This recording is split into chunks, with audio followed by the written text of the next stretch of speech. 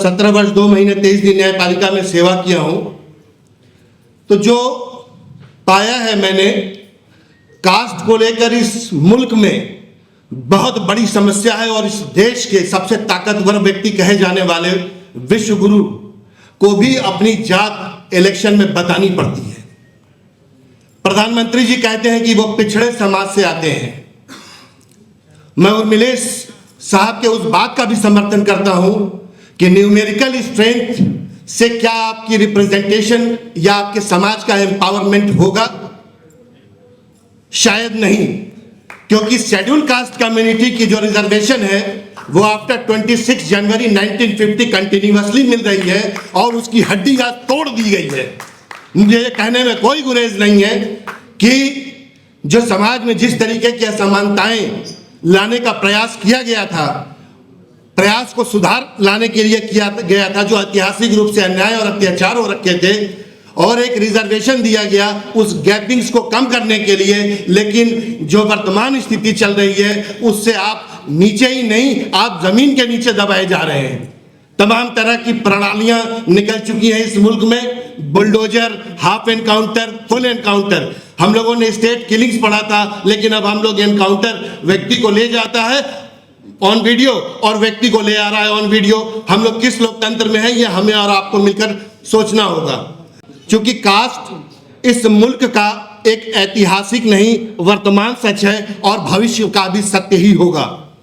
तो जब कास्ट की ही बात हो रही है, कुछ लोग कास्ट का विरोध करते हैं, कुछ लोग कास्ट के पक्ष में रहते हैं। जो डिसएडवांटेजियस ग्रुप्स ऑफ सोसाइटी है, marginalise sections of society, SC, ST, OBC, minority, females, children, सभी के लिए कॉन्स्टिट्यूशन ने प्रोटेक्शन दिया। लेकिन 76 सालों में भारत का संविधान जब लागू हुआ तो इन समाजों ने संविधान को कितना मजबूत बनाया, ये हमें और आपको मिलकर सोचना होगा। एक सुप्रीम कोर्ट, क्योंकि अपनी बात में कम समय में रखूंगा और लोगों के अच्छे स्पीकर से हम लोग बात सुनेंगे। एक इंदिरा साहनी का जजमेंट आता है इस मुल्क में 9 जजेस बेंच का, और 50-50% का फॉर्मूला इस देश पे थोप दिया जाता है पार्लियामेंट के विरोध में जाकर, और पूरा देश एक्सेप्ट करता है। यह समझ से परे है कि वो 50-50% का फॉर्मूला क्या 9 न्यायमूर्ति मिलकर इस मुल्क में, जबकि 6 और 3 की मेजॉरिटी और माइनॉरिटी 3 की रही है, उस समय भी थोप दिया जाता है और 27% में ओबीसी कम्युनिटी को पैक कर दिया जाता है। वो आज तक उस पैकिंग से निकल नहीं पा रहा है। और कमाल की बात यह है कि जब हम लोग न्यूमेरिकल स्ट्रेंथ बढ़ाने की बात कर रहे हैं, तो जो लोग सदन के अंदर हैं, जहां कानून बन रहा है, वहां पर महिला आरक्षण बिल में जब ये हम लोगों का इशू उठ रहा है, तो ओबीसी समाज की महिलाएं कहां हैं? मैं उनसे पूछना चाहता हूं, पार्लियामेंट के अंदर जो लोग आज मौजूद हैं, क्या वो महिलाएं माफ करेंगी? उनके हक अधिकार के बारे में आप बोलते नहीं है सत्ता में जाकर। उनके आरक्षण के लिए कौन बोलेगा? कॉन्स्टिट्यूशन ऑफ इंडिया में क्या केवल पुरुष ओबीसी है या महिला ओबीसी नहीं है? आप लोगों से मैं जानना भी चाहूंगा। अगर है तो उसकी आवाज आज क्यों नहीं उठ रही है? चाहे वो सदन के अंदर हो, चाहे सदन के बाहर हो, उसका हक हिस्सा कैसे मिलेगा उसको? क्या फिर दूसरा मंडल को आना पड़ेगा क्या? हम लोग तो इस देश के आउटकास्टेड हैं, और आप तो ओबीसी समाज से हैं, हम लोगों से अपग्रेडेड हैं, जो हम लोगों ने पढ़ा है, समझा है। लेकिन एक शेड्यूल कास्ट का व्यक्ति जो पढ़ लिख नहीं पाया, अवसर न मिलने के कारण, वो भी माफ करिएगा ओबीसी समाज से उतना ही डरता है जितना कि एक जो रूलिंग क्लास के लोग, जो क्रूएल सोसाइटी के लोग हैं, उनसे डरता है। पूर्व में बातें कही हैं, हम लोगों को भी डर लगता है। लेकिन कई मीटिंग्स में मैं जाता हूं, सोशल प्रोग्राम्स में, तो बड़े भाई और छोटे भाई का मतलब कह के समझाया जाता है हम लोगों को। और ये पूरी न्यायपालिका, ब्यूरोक्रेसी, जो हमारे संविधान के संस्थान, जिसको कॉन्स्टिट्यूशनल स्पिरिट के साथ इस मुल्क में तमाम कुर्बानियों के बाद, हजारों साल की कुर्बानियों के बाद, तमाम लोगों की श्रम से वो बना, और कॉन्स्टिट्यूशन ऑफ इंडिया, हम लोग तो चूंकि दोनों एज में जा रहे हैं, हम लोगों ने संविधान का फल चखा भी है और हम लोगों के संविधान सामने खत्म भी हो रहा है। हम लोग वो नस्ल में गिने जाएंगे। और 2 बातें और कह के मैं खत्म करूंगा अपनी बात। जो ओबीसी समाज की रिप्रेजेंटेशन की बात हो रही है यहाँ पे, आखिर दिक्कत क्या है आवाज उठाने में? हमें ओबीसी बनना है, हमें एससी बनना है, एसटी बनना है या जनरल बनना है? उससे पहले क्या हमें इंसान नहीं बनना है?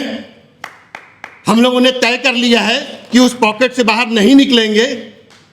ये हजारों साल पहले तो गांठ लगाई गई, लेकिन 21वीं सदी में उस गांठ को लेके क्यों ढोया जा रहा है, ये समझ से परे है। यहां पर सभी लोग आए होंगे अपनी अपनी जाति लेकर। माफ कीजिएगा अगर मेरी बात किसी को कड़वी लग रही हो, मैं बहुत विनम्रता से उनसे माफी मांगता हूं। यहां पर हर व्यक्ति अपनी जाति ले लेकर बैठा होगा, मैं भी उसमें से एक हूं, लेकिन उम्मीद करता हूं कि यहां पर जातिवादी लोग कम होंगे, इसीलिए इस प्रोग्राम में वो लोग आए हैं। हम लोगों को संविधानवादी बनना है। अगर आज की तारीख में भी, इस विपरीत परिस्थिति में भी, जब भारत का संविधान लहूलुहान हो रहा है, तो भी आपकी रक्षा कर रहा है।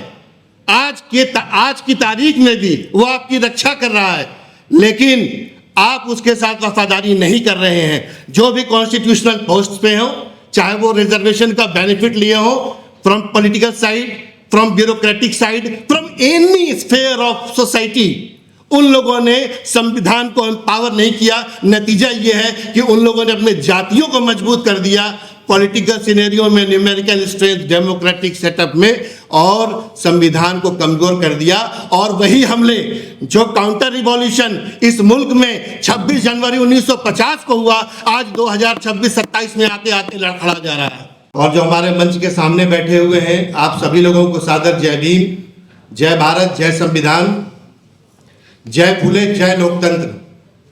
मुझे इस बात की बहुत खुशी है कि आज डॉक्टर संदीप साहब के और तमाम आयोजक सदस्यों ने मुझे, चूंकि मैं शेड्यूल कास्ट कम्युनिटी का व्यक्ति हूं, और आपने जो कॉन्क्लेव रखा है, the need for OBC reservations in legislature, चूंकि मैं शेड्यूल कास्ट कम्युनिटी का हूं, इसलिए मैं ऑनर फील कर रहा हूं कि आप लोगों के बीच में आकर मुझे अपनी बात कहने का अवसर मिला।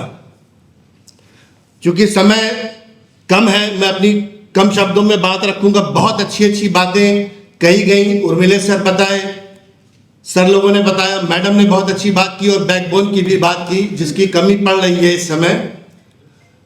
मैं कुछ और दो चीजें कहना चाहूंगा, चूंकि लीगल फ्रेटर्निटी से रहा हूं, चूंकि कम समय का आपने आदेश मुझे दे दिया है और होना भी चाहिए। बिल्डिंग नेशन में आपने जैसे बताया मैडम, ओबीसी कम्युनिटी बैकबोन है इस कंट्री का, सारा श्रम, सारा लेबर, इन्हीं सब बातों के साथ और लोगों को हम लोग सुनेंगे। बहुत बहुत शुक्रिया, बहुत आभार। जय भीम, जय भारत, जय संविधान, जय लोकतंत्र।